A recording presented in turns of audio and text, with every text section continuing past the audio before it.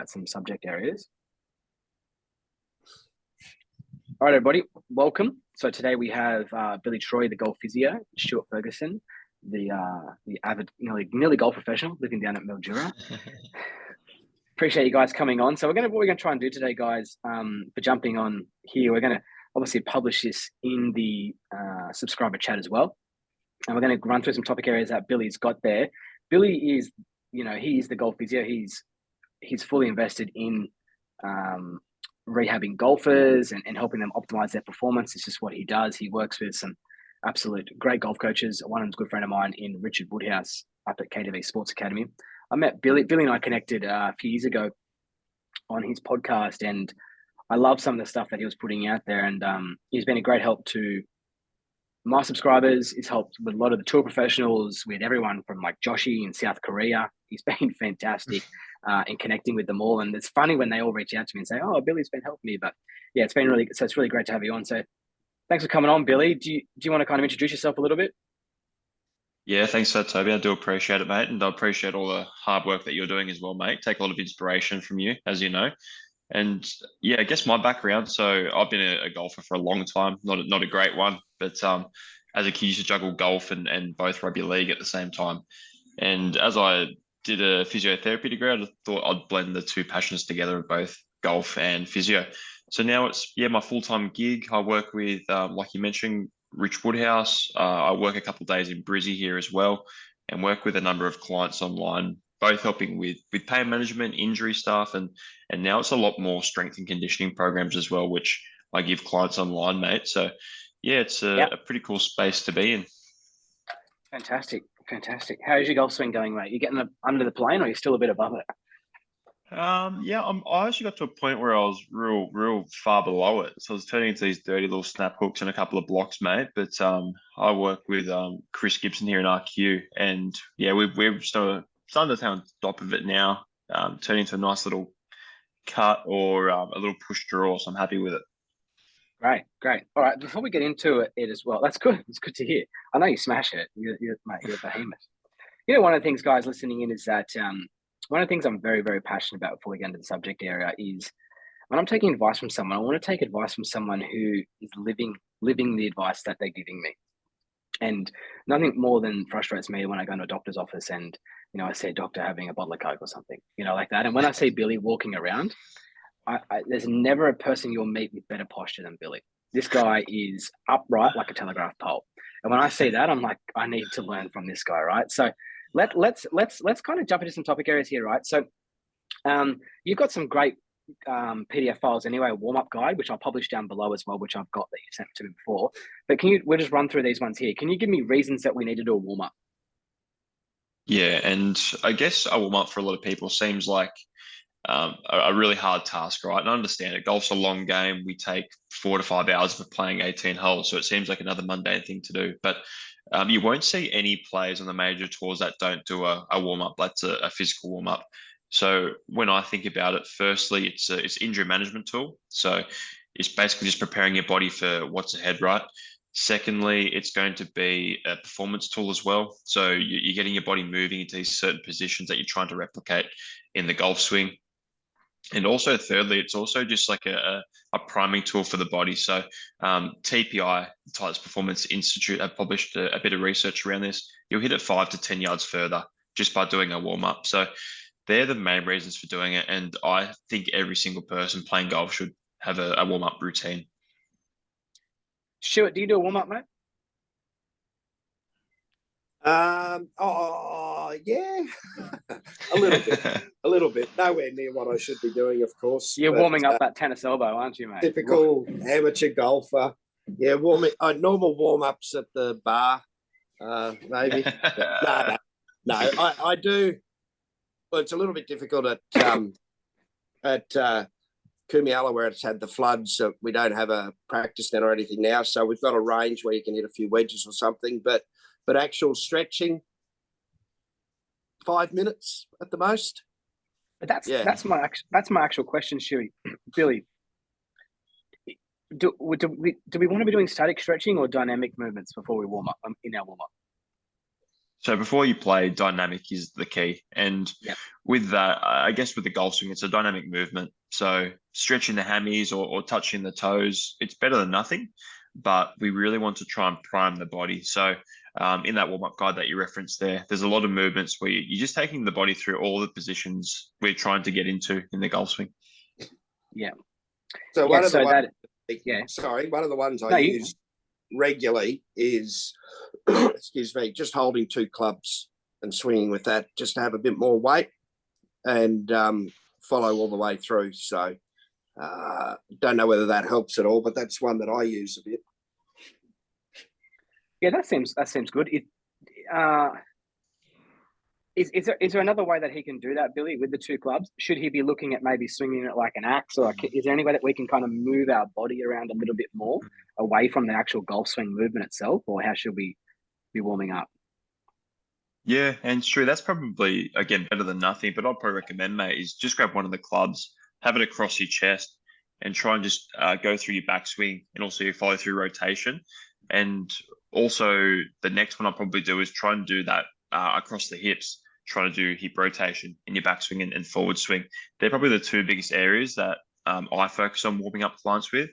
And they're probably going to give you the most grief as well. So, pretty easy to do. You can do those on the tee box, which will certainly give you some sort of benefit too.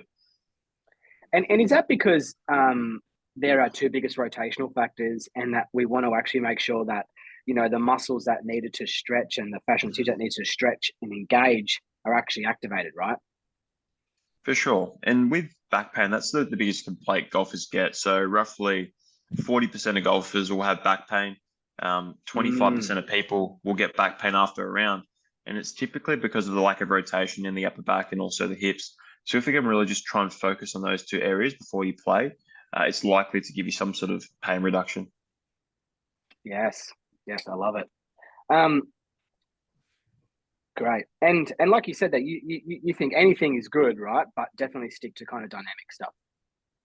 For sure. Dynamic's the way to go before you play. There's some flack out there about static stretching. Like I do static stretching at night time before I go to bed to help just stretch and relax.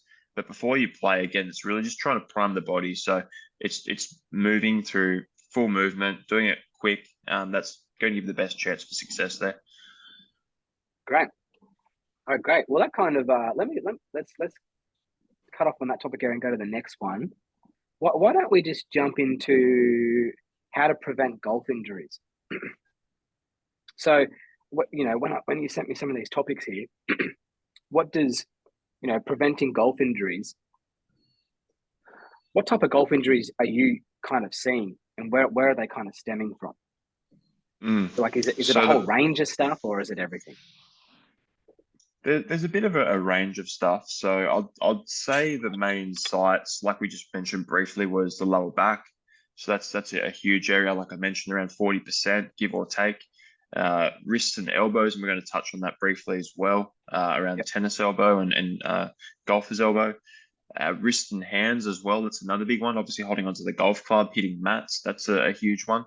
So they're the main areas, and I can just touch briefly on some of the main things we need to focus on to prevent those. So the biggest thing is golfers, we love to practice. So I'm sure a lot of you students, Toby, are getting the reps in. You're making the swings golden. So they need to try and get those positions sorted out. So with that, if we see a big spike in practice load, it's a good chance that you're going to see an increase in injury risk. So one example from this year, for example, was New South Wales, the state of origin. So I'm not sure if your followers watch much footy, overseas listeners probably not. Yes. But a lot of these players had a Wednesday game, then they had a Saturday game. And we saw a few players get injured over that same weekend because it was an increase in their load. So when we refer that back to golf, if you're practicing once a week, and then we double that to twice a week, that's a 100% increase. So that's one of the biggest things we want to look at. Do you want to mention anything on that, Toby? It is an interesting one there, because I think people disregard this. And I have heard you talk about this a lot, about increasing load. I think one of my students who was actually going to you, we made an adjustment to their grip, and that had an effect on their elbow and shoulder. and also the increase in load in training. They got an injury from it. And I think you kind of reached out to me after that. So to tell me more, can you explain why the lower back is the one that gets hurt the most? For sure. And the lower back, I call it the piggy in the middle. And we referenced before just the hips and the upper back. So in the golf swing, obviously it's a rotational sport. And the lower back takes roughly 7 times our body weight in force with every single swing, which is a huge amount of pressure. So if we're not rotating well, like you talked about before, the rotational centers of the hips and the upper back, that lower back is going to take more load. And Yeah. secondly, the biggest thing I see quite a lot with golfers is we're not well conditioned. So what I mean by that is we're not exercising a lot. We're not training at a gym or at our home. So when we're swinging a golf club, if you're swinging a golf club at around 100 miles an hour, that golf club's trying to pull you towards a ball at around 80 pounds of force. So if you haven't got the strength to resist that force, eventually your body's going to start to ache and say, hey, help me out. Alrighty, that's interesting. So can you tell me, when we say that topic area about how to prevent golf injuries, how do you prevent some golf injuries? It's an incredibly broad subject area, right? But how can we? Yeah, so I'll give the listeners some quick tips. And I think, firstly, just on that practice load, is have some sort of practice diary. So say, okay, this is what I'm doing for the week, and just have some consistency towards that. If you fluctuate from that a lot, you're probably going to run into these niggles or these aches and pains. That's first and foremost. I know myself, I typically hit balls twice a week, play once a week. That's pretty much my load. I know if I'm going to deviate too far from that, I might have some issues. So that's number one. Number two is trying to exercise regularly. So with most of the clients that I train online, it's 3 times a week. We have strength and conditioning sessions, and they'll try and stretch throughout the week where possible as well. So going back to that point about being well conditioned, if you're weaker, if you aren't as physically fit, you may run into these potential injuries. And I think thirdly, it's having just good general movement. So a lot of my clients, I'm not sure about you, Toby, but they're office-based workers or desk-based workers, and they're not moving throughout the day. So I'm a big proponent trying to take a 10-minute walk during your lunch break, move often, and trying to reverse that sitting posture. So just standing up tall, arching the back, stretching the chest, opening the arms, anything like that is going to help prevent these issues. Yeah, and on that, right, when you talk about that, I have this ball here, right? My big Swiss ball, right? Whatever you want to call it. I actually listen to a lot of podcasts of the guy who invented it, and Mr. Paul Check. And every day, what I do is about 15 times a day to help me with my mid-back pain is I have to lay backwards on it. I pumped it up again yesterday, actually. And I have to stretch, right? And what I mean by that is I hold it, like I hold my hands on the back of the door there, like this here. And what's interesting enough in my work, what that does, it helps open up my lower abdominal area and kind of opens up my chest, right? What I notice, Billy, is that each time I do that, say 5 to 10 times a day, it's like it just goes back again when I'm working. So I'll be in here at the desk or I'll be hitting some golf balls. It happens so quickly how much it gets tight again and I have to open it back up. You know what I mean? It's not like just a once a day type of thing where, you might do your static stretching in the morning, someone might do, and then they think that they're in the clear for the rest of the day. I even notice for myself that, throughout my workload, I have to get on that ball 5 to 10 times a day to get the relief that I want. And it's like I'm just starting again every single time. It's crazy how your body just adapts to it, right? So that's a really big one there. So when we talk about golf injuries, are you talking there, Billy, around about, is this joint pain more than anything than it is muscle pain? Yeah, joint pain is definitely a higher likelihood. I do see some like muscle stress injuries where people have tears in muscles. I see quite a lot of rib injuries as well as we're rotating through the golf ball. It's typically left-sided. But for the most part, when we refer to the back, it is joint related. So the facet joints, which just sit to the side of the spine, they're very common. And I guess I just want to mention something else about strength training as well, and some references behind that too. So there was an article published a while ago called a meta-analysis, and that's basically where they bring a whole group of studies together and basically just try and pull some really big facts from it. So they stated that with resistance training and sports injuries, that you can decrease sports injuries by 1/3 if you do resistance training regularly, and overuse injuries, we can almost halve them. So back to your question about what's going to decrease injuries, yeah, it's going to be moving well, strength training, practice load. Yeah, interesting. All right, can we now, let's just kind of look at the question here from Francis and Stuart. Can you explain to me what tennis elbow is and why do golfers get it? Yeah, definitely. And tennis elbow is typically inflammation of the tendons that attach into the elbow. I'm just going to roll my sleeve up here. So typically it happens in the outside of the elbow, around here. The muscles go from your wrist, so into this part here, insert here, and the muscles are responsible for wrist extension. So with golf, it's very commonly occurring to the lead arm because you're trying to go through impact and hold this neutral wrist position. The club's trying to make you go into flexion. So these wrist extensor muscles are trying to hold the arm there. So you can imagine hitting into the ground, hitting off mats, doing a lot of reps. Those muscles are taking a lot of force. Okay, so, but the pain that like Stuart's getting or Francis is getting, is it in the elbow joint or is it the muscle?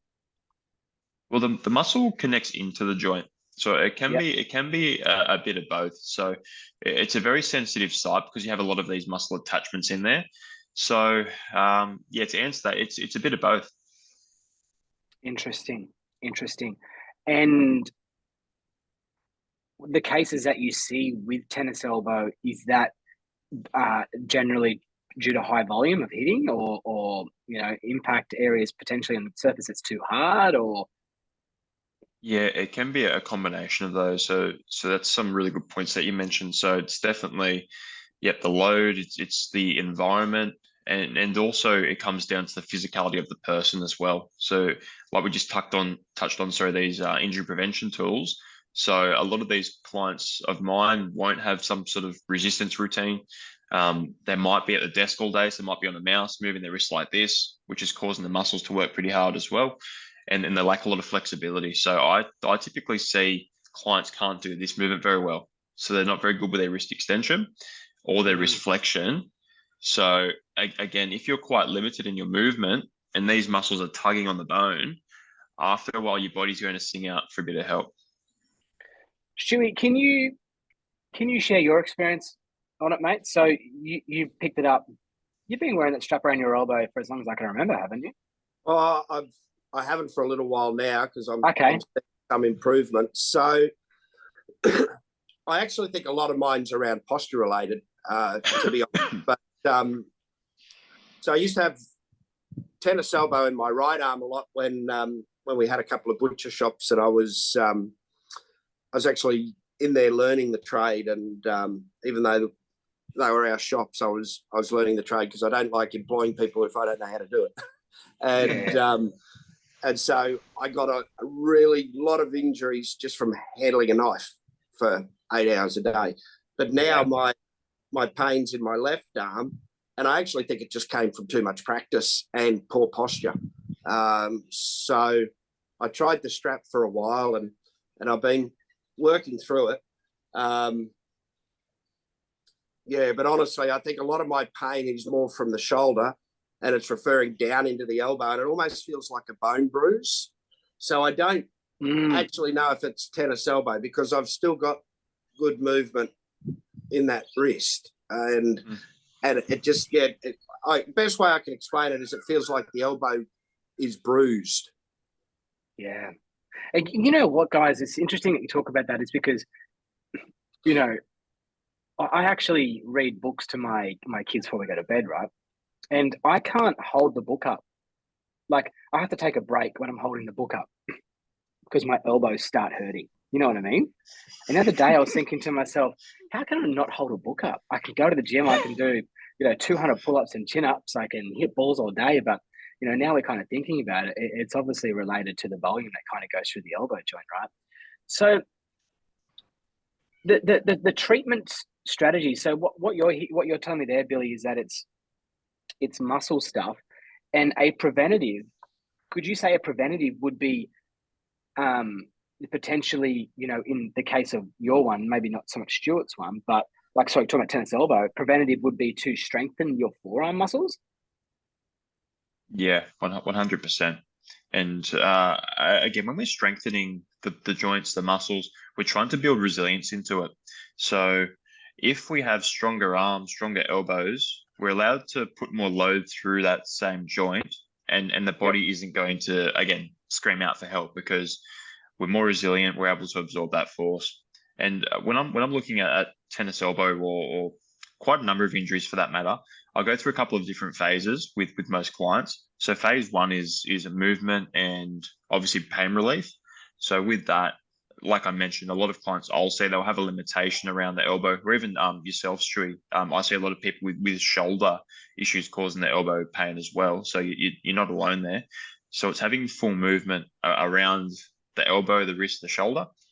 Yep. That's number one, which will be a bit more of a stretching regime. As we progress, then it's going to be just a resilience phase, trying to build strength into it. So, like you mentioned, Toby, wrist extensions, wrist curls, supination and pronation with weight. Normally 3 sets of 8, each of those a few times a week is great. And then we go into a bit more of a sports-specific phase, so going into full body movements. So for golf, for example, chops, lunges, a number of different exercises to build the whole body, because quite often the elbow is the side of pain, but sometimes it's not always where it's coming from. So let's talk about the chicken wing, for example. If someone can't clear the body and instead of going into this chicken wing action, that's putting a lot of stress on these elbow muscles too. So look, you can do 1,000 reps of these wrist extensions, but if you're not getting to the bottom of it, then it might just keep coming back. Yeah, and that chicken wing as well, like, yes, body plays a role as well, but also the lead elbow, well, I'm going to say lead arm positioning. So what I mean by that is I got my, the inside of I call it my elbow armpit. Do you know what the technical term for that is, Billy? I got told the other day, someone watching this, I coach a doctor on here who will tell me. He's told me, I can't remember it. It's crazy, right? But I call it the elbow armpit. That positioning plays a role as well with people's chicken wings because if you want to be able to move that lead arm into supination through this way here, right? That player can do that if the conditions of the club face are suitable to allow it to happen. Where if someone is positioned, maybe too open this way here, and they try to supinate too much, they can shut it down too much. And if someone's like this here, they might be trying to protect the face a little bit. So it's also a reaction that way there. And that's why when some people ask questions to me, like, why is Brooks Koepka and, Victor Hovland there, right? It's conditioning the club face. Okay, so I think people listening to this and everyone should kind of do that is that preventative is be on top of your forearm work and preventative work for a tennis elbow, because that is a extremely common one and takes us out for a considerable amount of time. So when I'm talking about when I'm doing training in my daily life around, improving my hamstrings, doing my squats, these are all my kind of preventative types of exercises, right? They don't get the chicks, right? No one cares about your nice hamstrings and your butt, right?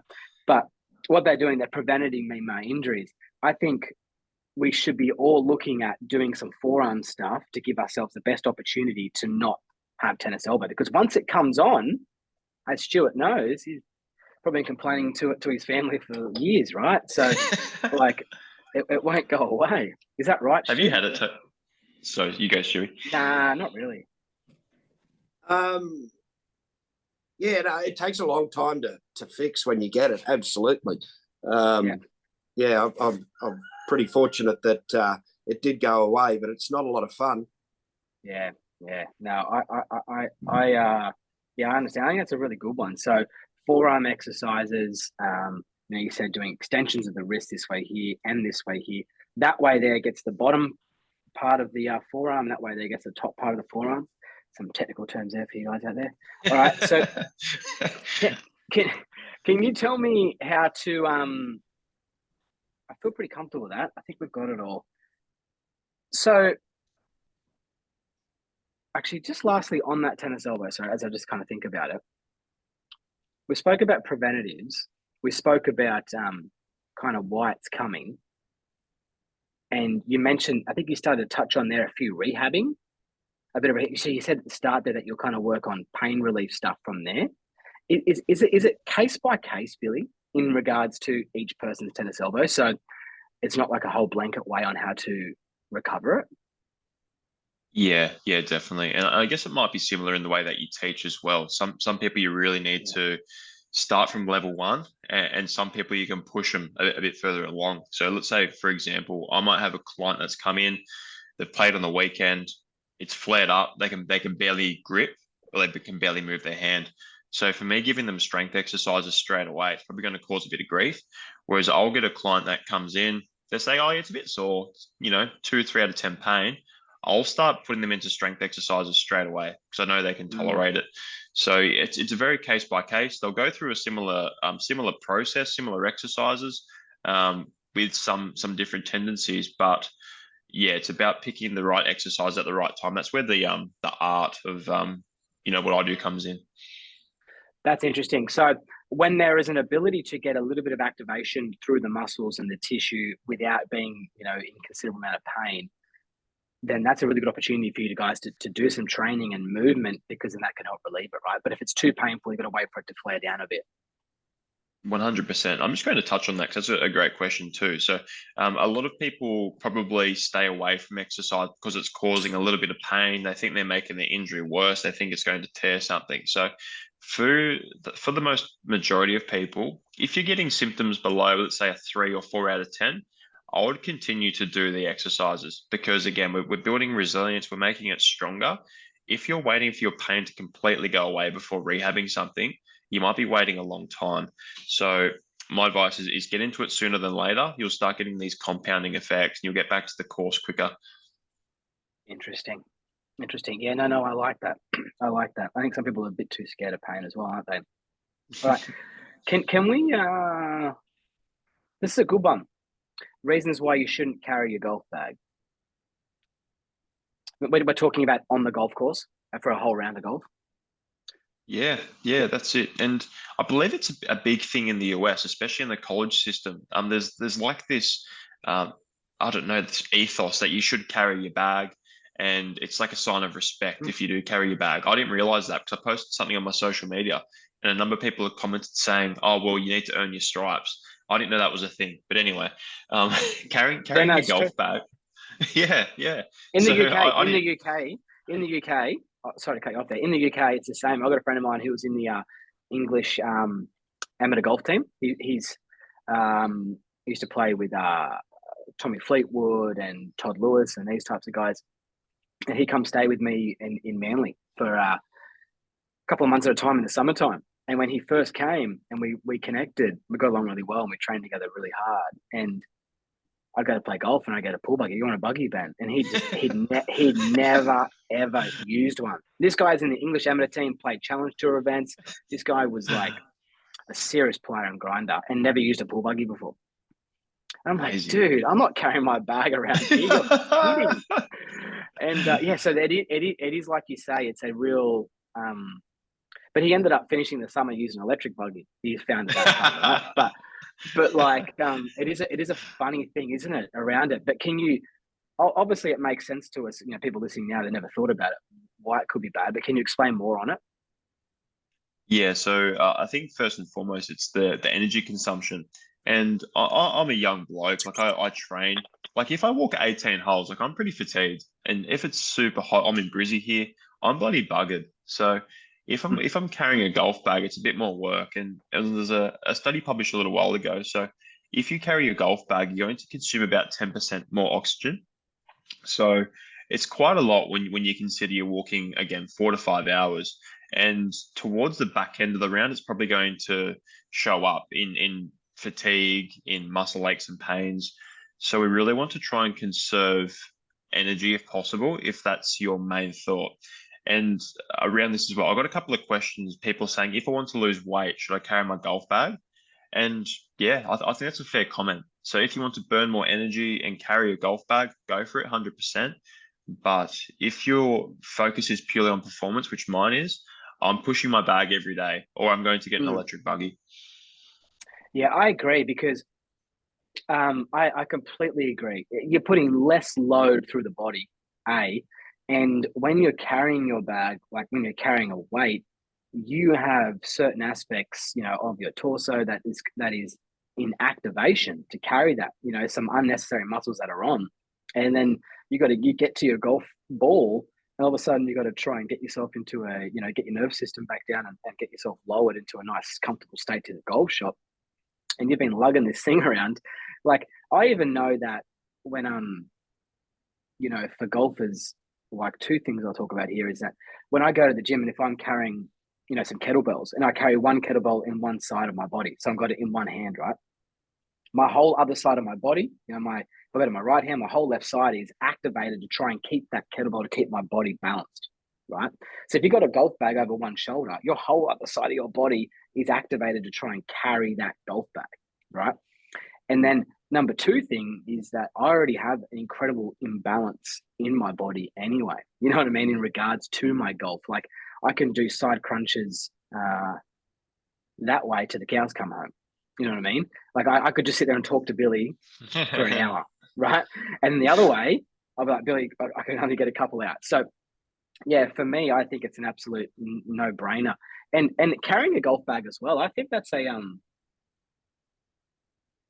we talk about preventative golf injuries. If people run from the car park and run straight down to the first tee, carrying their golf clubs on their shoulder, like, oh, I'm coming, boys, you've also got to be quite careful then, because you've just been running down like a hooligan, right? And your body, you need to give yourself a bit of dynamic movement, a bit of a shake, don't you reckon? Because even that can be dangerous. 100%. I actually forgot about this, but I lived in an apartment complex earlier this year, and I used to keep my buggy just where my car was parked, right? Like, I just used to take it out of the car, leave it parked there. And one morning I went to golf, and I'm like, shit, someone stole my buggy. Like, it's like a basic push buggy. It's nothing crazy expensive.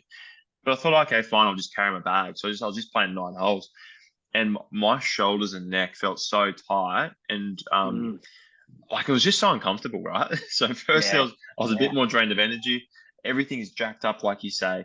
So again, if you experience neck tightness, shoulder tightness, adding 10 to 20 kilos on your shoulder is probably a good recipe to make it a bit worse. Yeah, and one of the things as well is, in my experience, I've got a lot of friends who are in the, like, holistic health community. A lot of my friends are involved in looking after themselves. A lot of people don't actually recognize when their body is under load or under fatigue. But when you got people like Billy, who is very body aware, people like Billy really notice when certain things are out within their body, because they spend a lot of time thinking about it. Where people listening to this who maybe don't exercise a lot, you don't have that awareness to how you're feeling and kind of get in touch with it. You don't understand or even can measure the load that's kind of going through you. So yeah, it's definitely something to be kind of wary about as well, for sure. But no, I agree with that. I think carrying a bag's just ridiculous, right? Can you talk to me about we've got two topic areas here to go, right? It's a big, broad topic, but how to safely and consistently gain swing speed? Yeah, definitely. So on a speed journey, most people I work with, or people that come and see me after it goes wrong, they go online, they watch one of these pros pump it, and they say, stuff it, I'm doing speed training. So they'll go and buy one of these speed devices, they'll jump in their garage or backyard or at the course, and they'll just start flogging it. And this is typically a bit of recipe for disaster. And with let's say one of the big companies, Super Speed Golf, they noticed a lot of these players were getting injuries from doing their protocols, right? So that's going to probably affect their sales. It's going to affect people telling their friends about it. So they developed like this warm-up protocol. So back to what you mentioned about playing good golf. For super speed stuff, you need to make sure that you have a warm-up protocol in place. Secondly, as well, is having phases of training as well. So I think Super Speed does a really good job. So I plug them. So they have different blocks of training. So they'll have, okay, you do block 1, block 2, block 3, etc. So you'll work through this protocol. And that's really important as well. Back to what we mentioned about practice load. If you're doing, 1,000 reps of speed sticks a day, you might run into issues. And also, thirdly, with that is complement your speed training with some sort of resistance exercise. Like I mentioned before, training a few days a week, it's going to help you reduce injuries. You'll feel better. You'll play better golf as well.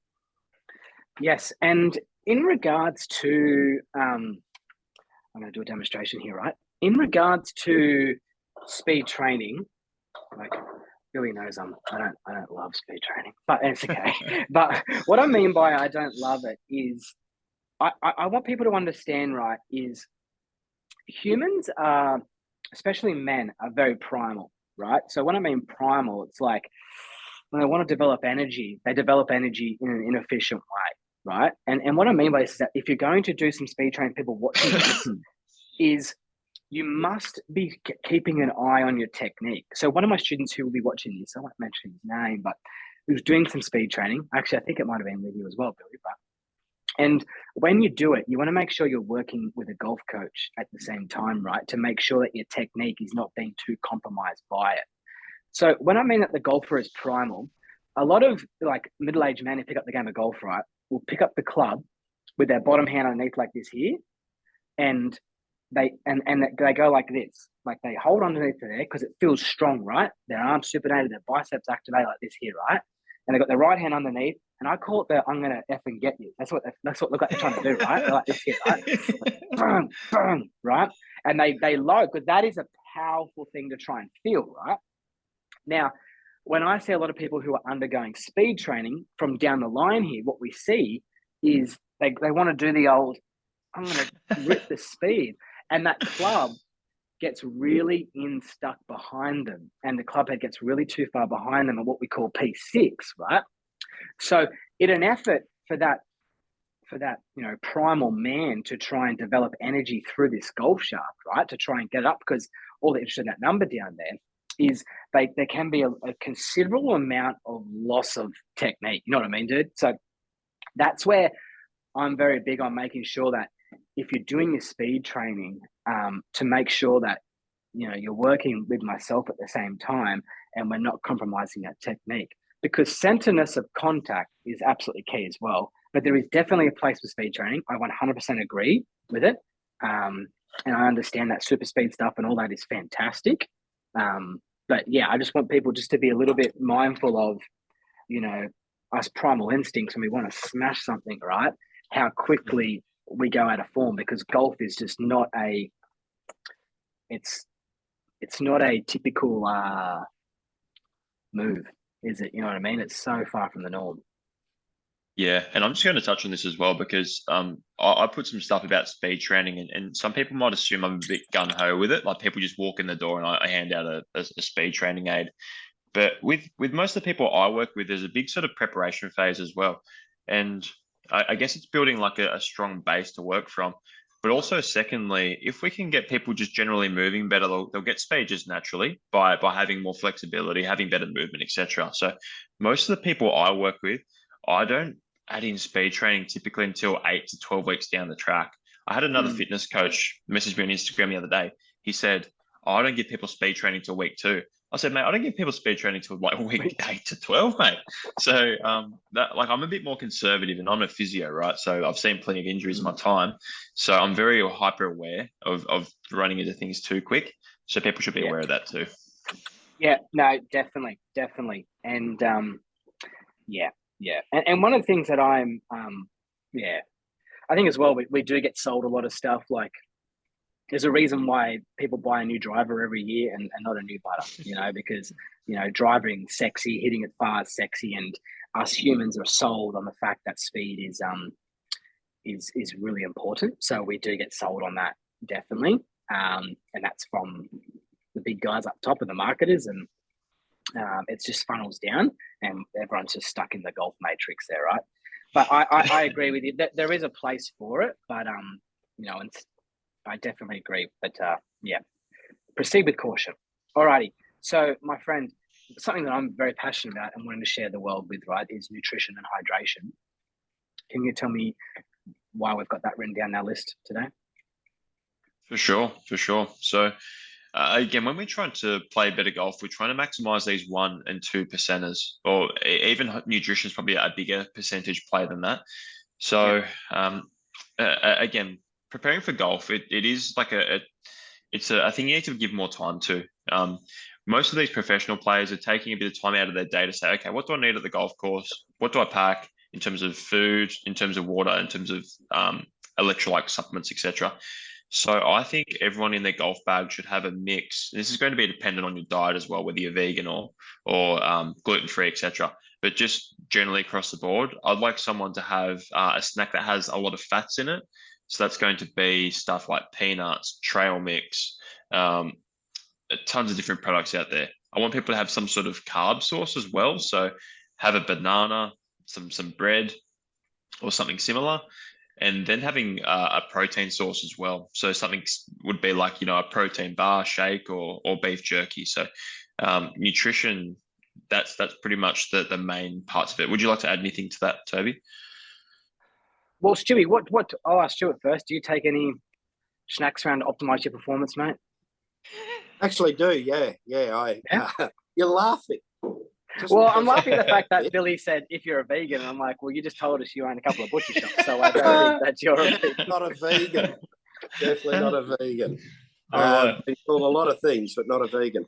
No, Yeah. I generally will take out a couple of bananas or and a muesli bar, something like that. I have a gluten intolerance, so I don't do much in the way of breads. But if I'm going to be playing around lunchtime, I'll tend to make a wrap and take that out, something like that. So I'm actually very conscious of it because it helps with your fatigue levels if you're putting some decent food into you. The only thing I don't take is electrolytes. So I always have plenty of water. We're fortunate where we are. We've got plenty of good rainwater, so we just drink rainwater. So yeah, I probably take care of myself pretty well on the golf course, I believe. Yeah. That's pretty good. Yeah, it's good. And I think people underestimate Stewie as well. Like, for me, I think what's really important to me is I don't like to have too much kind of caffeine, especially during a golf day as well, right? Because my nervous system kind of just goes like this, right? Goes crazy. But people underestimate the power of good fruit, like a banana. Like I love a banana and the energy it can give to me, of an afternoon. So instead of kind of jumping for that coffee or that green tea, after lunchtime, is getting to a banana, I think, is an incredibly underestimated kind of superfood, right? To keep you going. Yeah. And what about there? Would you suggest potentially with Stewie's rainwater, the ability to put some good like Celtic salt or something in there, or not table salt, potentially some salt for hydration if it doesn't have electrolytes? Hang on, mate. Hang on. I just don't use them enough. What's that, Stewie? I have electrolytes. I just don't use them enough. Yeah, I don't. I just put, before every morning to hydrate, my family, we all have water with Celtic salt in it. I stir it up and give it to everyone before I have a coffee and everything to hydrate before that. So yeah, banana's great. I reckon beef jerky's great too, right? Keeps me very level, beef jerky, throughout the day, and just kind of fills me up quite nice. Doesn't give me a whole lot of spikes. That's a good one, I think, Billy. I think beef jerky is a very underestimated snack. It's probably the most healthiest snack in any golf shop, right?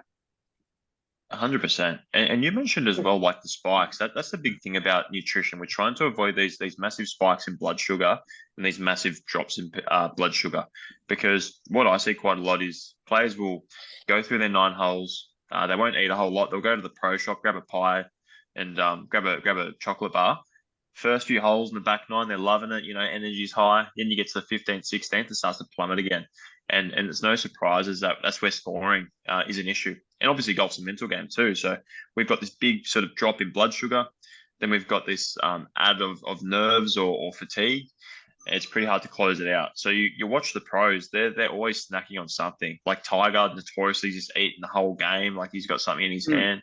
So yeah, like the snacks like you mentioned, beef jerky, great. And just on the salts that you mentioned, so thanks for bringing that up. So it's not just the ordinary table salt you want. It's like you said, Celtic salts, which has a lot of different salt types in it, which is basically what you lose when you're sweating. So those salts are really important for muscle function.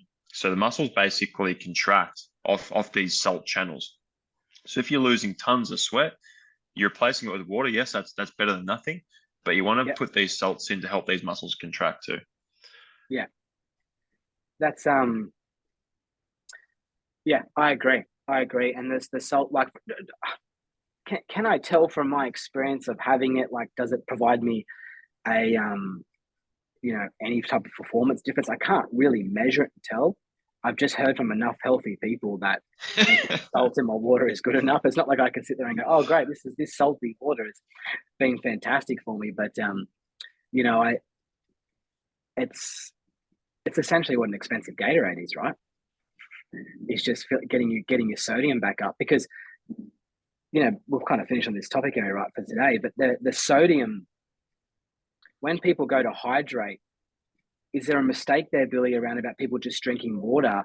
But what we actually need to do is to fill up on, like as Stewie mentioned, like electrolytes, or that's what our body's actually asking for, isn't it? It's actually asking for the sodium and electrolytes, isn't it? It's not actually asking for water itself in general.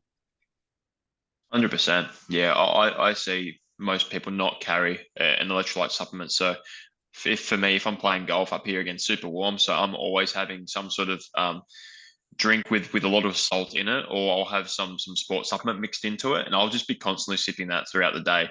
Otherwise, I'll come home from the golf, I'll just feel wiped out. So Yeah. if that's the case, there's so many supplements out there. You can get the tablet forms of electrolytes, sports supplements, salts, however you want to do it. Is very important. And lastly on that as well is that all of that together, right, and Stewie taking that stuff as well, will really help with preventing injuries, right? Because we're hydrating, and the muscles and the tissue, we're nice and hydrated, we're feeling good, we're not getting too tight, as opposed to having like a bottle of Coke and a packet of Allen's Lollies or something, which is going to dehydrate the shit out of you, right? And send you crazy. Oh, mate, Billy, that was great. Yeah. No, thank you, Toby. I appreciate it. Thank you, Stewie, for coming on board and giving some insights too, mate. Yeah, all good. Thank you. It was good. No, yeah, Stewie's avid, Stewie's keen, and I'm really glad someone come on. I appreciate you coming on, Stewie. So I'll publish all this below anyway, and I'll get some. I'll publish the topic areas, and I'll probably do it this afternoon. I'm gonna run my go on the lesson T very shortly. But so the topic areas there that we've covered today, and I'll put them below. I think if I look at the what they were, I thought that was very informative. So reason you to do a warm up, how to safely and consistently gain swing speed, how to prevent golf injuries, why you shouldn't carry a bag, and nutrition and hydration, and obviously some big topic areas there on a big around tennis elbow, which I think was fantastic, very informative. I love learning. Got excited through there, learning some new things. It was really cool. So yeah, I'll put all that below and link it if you guys want to connect with Billy. He's also in the group chat and does a lot of stuff online. Don't you, Billy? Certainly do, mate. Yeah, I do appreciate that, mate. So anyone can reach out through the group or through my social media, and would be happy to help. All right. We all better go do some work, which sucks, right? To do this all day. That's it, All right. Appreciate you coming on, Billy. Thanks, mate. All right, legends. Thanks very much. Have a good one. Cheers. See you guys. Bye-bye.